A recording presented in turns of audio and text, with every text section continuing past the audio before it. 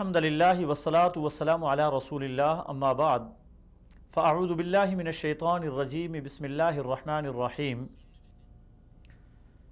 ان عدت الشہور عند اللہ 12 شہرا فی کتاب اللہ یوم خلق السماوات والارض منها 4 حرم ذالک الدین القیم صدق اللہ العظیم۔ ناظرین محترم، ماہ محرم الحرام انسانی تاریخ میں اپنی ایک الگ حیثیت اور اپنی ایک الگ شناخت رکھتا ہے۔ جب سے اللہ تبارک و تعالیٰ نے دنیا کو پیدا کیا، اللہ تعالیٰ نے مہینوں کی ترتیب یہی رکھی ہے کہ شروع دن سے اللہ تعالیٰ نے 12 مہینوں پہ منقسم کیا ہے مہینوں کو، اور ان 12 مہینوں میں ایک مہینہ محرم الحرام کا بھی ہے۔ ارشاد باری تعالیٰ ہے ان عدت الشہور عند اللہ 12 شہرا فی کتاب اللہ، کہ بے شک اللہ تعالیٰ کے ہاں گنتی مہینوں کی 12 ہے، یوم خلق السماوات والارض، اس دن سے جس دن اللہ تعالیٰ نے زمین اور آسمان کو پیدا کیا، اور ان 12 مہینوں میں منہا 4 حرم، 4 مہینے حرمت والے ہیں، جن کی حرمت کو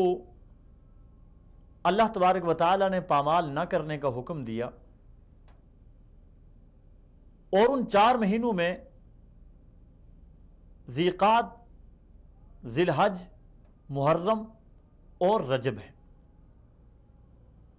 3 مہینے لگاتار آتے ہیں، ذی قعد، ذی الحج اور محرم، یہ 3 ماہ لگاتار ہیں ایک دوسرے کے بعد، اور رجب کچھ فاصلے کے ساتھ ہے۔ اور ان 4 مہینوں کو جو اللہ تعالیٰ نے حرمت والا مہینہ بنایا، اس میں شروع دن سے لے کر آج تک لوگ اس کی حرمت کا خیال کیا کرتے تھے، مقدس مہینے سمجھتے تھے،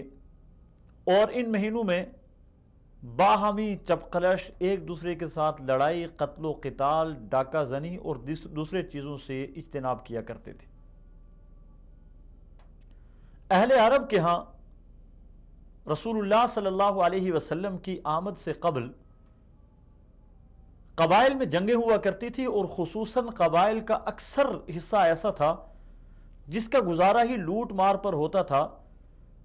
کوئی ایک قبیلہ اگر طاقتور ہوتا تو وہ دوسرے قبائل پر شبخون مارتا تھا، اور اپنی گزر اوقات اسی سے حاصل کیا کرتا تھا، ان کا مال لوٹ کر لے آتے۔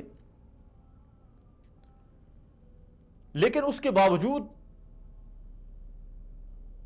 جو انسان کو قتل کرنا زیادہ برا نہیں سمجھتے تھے، ان 4 مہینوں کی حرمت کا وہ لوگ بھی خیال کیا کرتے تھے، اور ان 4 مہینوں کی حرمت کا لحاظ رکھتے ہوئے انہوں نے بہت ساری جنگیں موقوف کر دی ہوتی تھیں کہ یہ 4 ماہ گزر جائیں گے اور اس کے بعد ہم جنگ کریں گے۔ لیکن بسا اوقات ایسا بھی ہوا، اگر 3 ماہ تک مسلسل جنگ نہ کرنا ان پہ گراں گزرا، مشکل گزرا، اور 3 ماہ تک یہ صبر نہ کر سکے، تو انہوں نے آپس میں بیٹھ کر مشورہ کیا کہ اس سال محرم جو ہے اس کی جگہ سفر کا مہینہ ہے، اور سفر جو ہے وہ محرم کی جگہ آ گیا، لہٰذا ہم لڑائی لڑیں گے، اور دوسرے جو حرمت کے کام ہیں ان سے جو اجتناب ہم کر رہے ہیں ہم وہ بھی ختم کر دیں گے۔ اس طرح انہوں نے مہینوں میں ہیر پھیر کر دیا، جسے اللہ تبارک و تعالیٰ نے قرآن مجید میں بیان کیا انما النسیء زیادۃ فی الکفر، کہ بے شک یہ نسی جو ہے یہ کفر میں اور زیادہ اضافہ ہے۔ اور نسی یہی تھا کہ التاخیر لحرمت شہر الی آخر، کہ ایک مہینے کو دوسرے مہینے کے ساتھ تبدیل کر دینا۔ اور یہ کفار کے ہاں عمومی طور پہ ہوا کرتا تھا کہ ایک مہینے کو دوسرے مہینے کے ساتھ تبدیل کر دیا کرتے تھے، صرف اپنی ضروریات، جسے آج کل کے دور میں ہم نظریہ ضرورت کہہ سکتے ہیں، جس طرح نظریہ ضرورت کے تحت آج کل حکومتوں کے ہاں قوانین تبدیل ہو جاتے ہیں، ضابطے تبدیل ہو جاتے ہیں، ترامیم آ جاتی ہیں، اور حکومتوں کے بنائے ہوئے قوانین جو ہوتے ہیں ان میں مسلسل ترامیم ہوتی رہتی، اسی طرح وہ اپنے قوانین میں مہینوں میں ترمیم کر دیا کرتے تھے، ایک مہینے کو دوسرے مہینے اور دوسرے مہینے کو تیسرے مہینے کی جگہ لے جاتے تھے، تاکہ ہمارے اوپر یہ حرف بھی نہ آئے کہ ہم نے حرمت والے مہینے میں لڑائی کی ہے، ہم نے حرمت والے مہینے کے تقدس کو پامال کیا ہے۔ اور یہ زمانہ اتنا زیادہ خلط ملط ہو گیا تھا کہ لوگوں کو اصل تاریخوں کا علم بھی نہیں رہا تھا، اور بہت سارے لوگ اس بات کو جانتے ہی نہیں تھے کہ یہ جو مہینہ گزر رہا ہے یہ مہینہ کون سا ہے۔ حضور اکرم صلی اللہ علیہ وسلم نے اپنی حجۃ الوداع کے خطبے میں ارشاد فرمایا، ان الزمان استدار کہیئتہ یوم خلق السماوات والارض، کہ زمانہ گھوم کر آج اپنی اصلی حالت پر آ گیا، اور آج اس حالت پر آ گیا ہے جس حالت پر زمانے کو اللہ تبارک و تعالیٰ نے زمین اور آسمان کے ساتھ پیدا کیا تھا۔ یعنی تاریخوں کے حساب میں جو ہیر پھیر کیا گیا تھا، جو معاملات کو آگے پیچھے کر دیا گیا تھا، وہ رسول اللہ صلی اللہ علیہ وسلم نے ارشاد فرمایا کہ آج کے دن گھوم پھر کر وہ زمانہ اپنی اصلی حالت کے اندر آ گیا۔ تو لہٰذا 10 محرم ہی کو ہے، یہ نہیں ہے کہ سفر میں محرم آ گیا، یا 10 ذی الحج ہے وہ کسی اور مہینے میں 10 ذی الحج آ گیا، ایسا نہیں، بلکہ مہینوں کی ترتیب اپنی اصل حالت کے اوپر آ چکی ہے۔ تو محرم الحرام بھی انہی مہینوں میں سے ایک مہینہ ہے۔ محرم الحرام کی اہمیت اسلام میں بھی ہے، اسلام سے پہلے بھی محرم الحرام کی اہمیت موجود ہے۔ اگر ہم انسانی تاریخ کو دیکھتے ہیں تو انسانی تاریخ میں ایسے بے شمار واقعات ہمیں ملتے ہیں جو اپنی جگہ اہمیت رکھتے ہیں، اور اس اہمیت کی وجہ سے محرم الحرام میں ہونے کی وجہ سے وہ تاریخی واقعات جو ہے ان کی نسبت محرم الحرام کے ساتھ قائم ہوگی۔ ان چند ایک مشہور تاریخی واقعات میں حضرت آدم علیہ السلام کی تخلیق اللہ تبارک و تعالیٰ نے محرم الحرام کے مہینے میں کی۔ اللہ تعالیٰ نے جنت کو محرم الحرام کے مہینے میں بنایا، اور اسی طرح آدم ثانی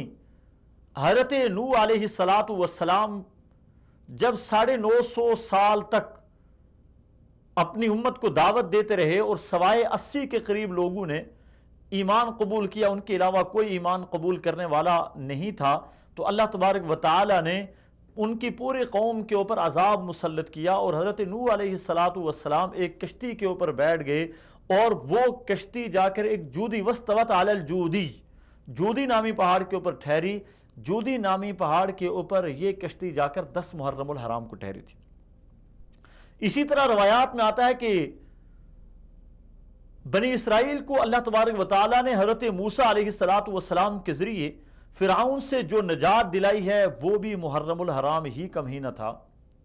اور حضرت ابراہیم علیہ السلام کو اللہ تعالیٰ نے نمرود کی آگ سے جو نجات نصیب فرمائی ہے وہ بھی محرم الحرام کے مہینے۔ حضور اکرم صلی اللہ علیہ وسلم کا ایک فرمان ہے، حضرت ابو ہریرہ رضی اللہ تعالی عنہ روایت کرتے ہیں کہ آپ صلی اللہ علیہ وسلم نے ارشاد فرمایا کہ فرض روزے یعنی رمضان کے روزوں کے بعد سب سے افضل ترین روزہ محرم الحرام کا روزہ ہے، اور فرض نمازوں کے بعد سب سے افضل ترین نماز تہجد کی نماز۔ ایک اور روایت ہے، حضرت عبداللہ ابن عباس رضی اللہ تعالی عنہما روایت کرتے ہیں کہ رسول اللہ صلی اللہ علیہ وسلم جب مکہ سے ہجرت کر کے مدینہ تشریف لائے تو مدینہ میں دیکھا کہ یہود 10ویں محرم کا روزہ رکھتے ہیں۔ رسول اللہ صلی اللہ علیہ وسلم نے لوگوں سے پوچھا کہ 10ویں محرم کا روزہ یہودی کیوں رکھتے ہیں؟ بتایا گیا کہ چونکہ حضرت موسیٰ علیہ السلام کو ان کی قوم سمیت اللہ تعالیٰ نے 10ویں محرم کو فرعون سے نجات دلائی تھی، اس خوشی میں 10ویں محرم کا یہود روزہ رکھتے ہیں۔ تو رسول اللہ صلی اللہ علیہ وسلم نے ارشاد فرمایا کہ نحن احق و اولا بموسیٰ منکم، کہ حضرت موسیٰ علیہ السلام پر تم سے زیادہ حق ہمارا ہے، اس لیے ہم 10ویں محرم کا روزہ رکھیں گے۔ تو رسول اللہ صلی اللہ علیہ وسلم کا معمول تھا 10ویں محرم کا روزہ رکھتے تھے، لیکن ساتھ میں رسول اللہ صلی اللہ علیہ وسلم نے دیگر صحابہ اکرام رضوان اللہ علیہم اجمعین کو اس بات کا پابند کیا کہ اگر 10ویں محرم کا روزہ رکھو تو ساتھ میں 9ویں محرم کا یا 11ویں محرم کا ملا لو، تاکہ یہود کے ساتھ تمہاری مشابہت نہ ہو۔ اس لیے کہ دوسری حدیث میں آپ صلی اللہ علیہ وسلم نے ارشاد فرمایا، من تشبہ بقوم فہو منہم، جو کسی بھی دوسری قوم کی مشابہت اختیار کرے گا وہ اسی قوم میں سے ہے۔ محرم الحرام اسلامی تاریخ میں بھی بڑی اہمیت کا حامل ہے، اور اس کی اہمیت چند ایک واقعات سے دو چند ہو جاتی ہے۔ ان واقعات میں سب سے پہلی چیز کہ سن ہجری کا پہلا مہینہ محرم الحرام،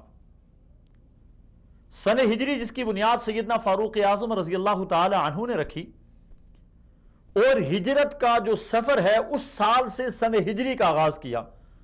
اور سن ہجری کا پہلا مہینہ محرم الحرام، اس لیے سن ہجری کا آغاز بھی محرم الحرام سے ہوا۔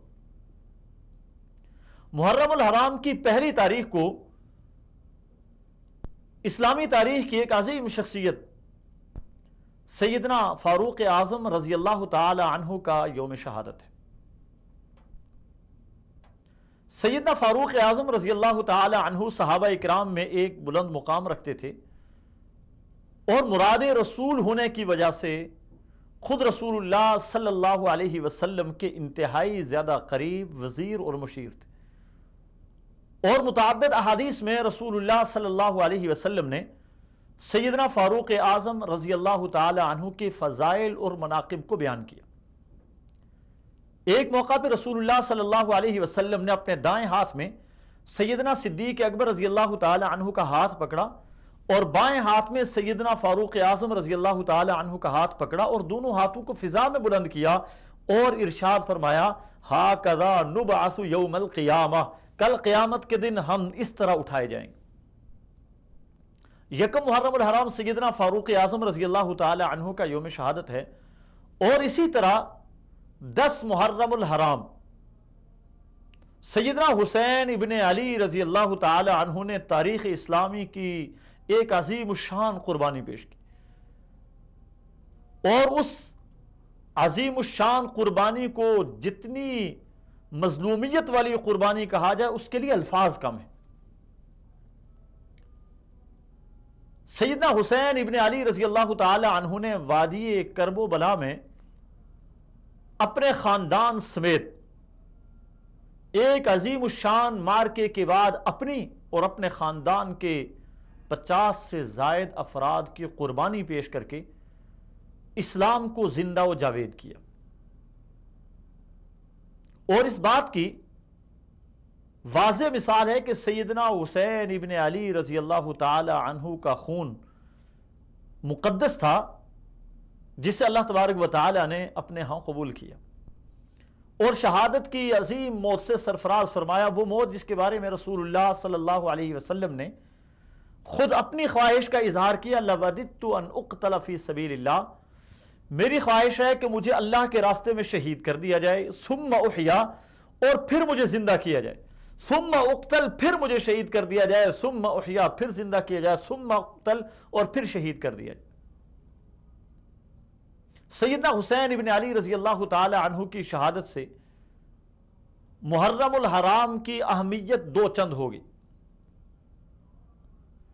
یہاں پر ایک غلط فہمی کا ازالہ بھی ضروری سمجھتا ہوں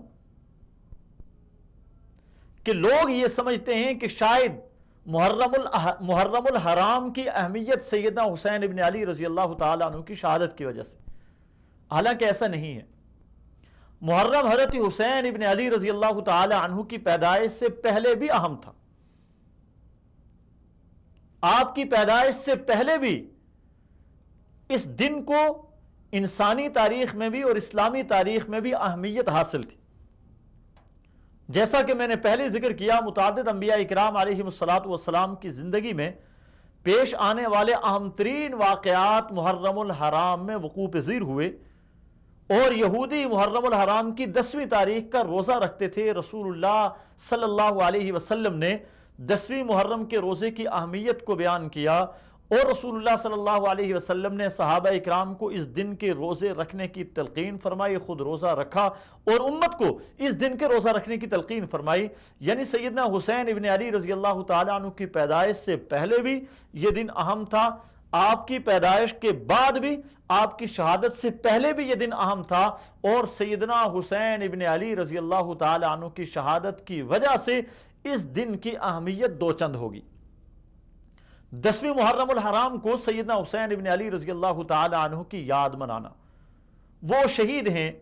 ایک شہید کی یاد کس طرح منائی جاتی ہے کہ سیدنا حسین ابن علی رضی اللہ تعالی عنہ کے ذریعے شہداء کی صف میں ایک شہید کا اور اضافہ ہوا، ایک شہید خاندان کا اور اضافہ ہوا، اور شہادت اللہ تبارک و تعالی کی طرف سے ایک بہت بڑی نعمت ہے۔ اور اس شہادت کے بارے میں اللہ تبارک و تعالی نے قرآن مجید میں ارشاد فرمایا، لا تقولوا لمن يقتل في سبيل الله اموات، جو اللہ کے راستے میں مارے جائیں انہیں مردہ نہ کہو، بل احیاء ولکن لا تشعرون، بلکہ وہ زندہ ہیں لیکن ان کی زندگی کا تمہیں شعور نہیں ہے۔ دوسری جگہ ارشاد فرمایا، بل احیاء عند ربهم يرزقون، وہ زندہ ہیں اور کھاتے پیتے ہیں اللہ تبارک و تعالیٰ کے ہاں۔ تو اس لیے محرم الحرام میں سیدنا حسین ابن علی رضی اللہ تعالی عنہ کی شہادت حضرت حسین ابن علی رضی اللہ تعالی عنہ کے مقام کو، ان کے مرتبے کو بھی بڑھاتی ہے اور محرم الحرام کی اہمیت کو بھی بڑھاتی ہے۔ اور یاد رکھیں، اسلامی تاریخ میں شہید صرف حسین ابن علی رضی اللہ تعالی عنہ نہیں ہیں۔ جس زور اور شور کے ساتھ اور جس قوت کے ساتھ حضرت حسین ابن علی رضی اللہ تعالی عنہ کا یوم شہادت عجیب اور غریب انداز میں منایا جاتا ہے، اور یہ باور کرانے کی کوشش کی جاتی ہے کہ شاید اسلام کے دامن میں صرف ایک ہی شہید ہے اور باقی اسلام کے دامن میں کچھ بھی نہیں ہے، ایسا نہیں ہے۔ اسلام کے دامن میں حضرت حسین ابن علی رضی اللہ تعالی عنہ جیسا مظلوم شہید بھی موجود ہے، اور اسی ماہ محرم میں شہید ہونے والے سیدنا فاروق اعظم رضی اللہ تعالی عنہ بھی موجود ہے۔ اسلام کے دامن میں مظلوم مدینہ سیدنا عثمان غنی رضی اللہ تعالی عنہ بھی شہید مظلوم ہیں، اور سیدنا حمزہ ابن عبد المطلب بھی موجود ہے۔ حضرت مصعب ابن عمیر رضی اللہ تعالی عنہ جو ایک بہت بڑے داعی تھے وہ بھی ہیں، اور ہزاروں صحابہ اکرام رضوان اللہ علیہم اجمعین نے اپنے خون سے اسلام کی تاریخ کو رقم کیا۔ وہ تمام شہداء اس قابل ہیں کہ سب شہداء کی عظمت کو بیان بھی کیا جائے اور سلام بھی پیش کیا جائے۔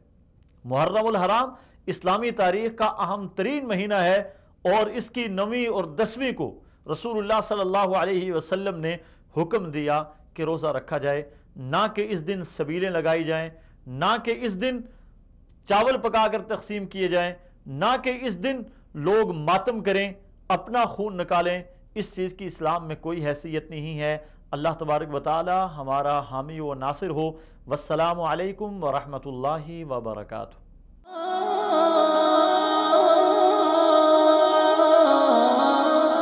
آ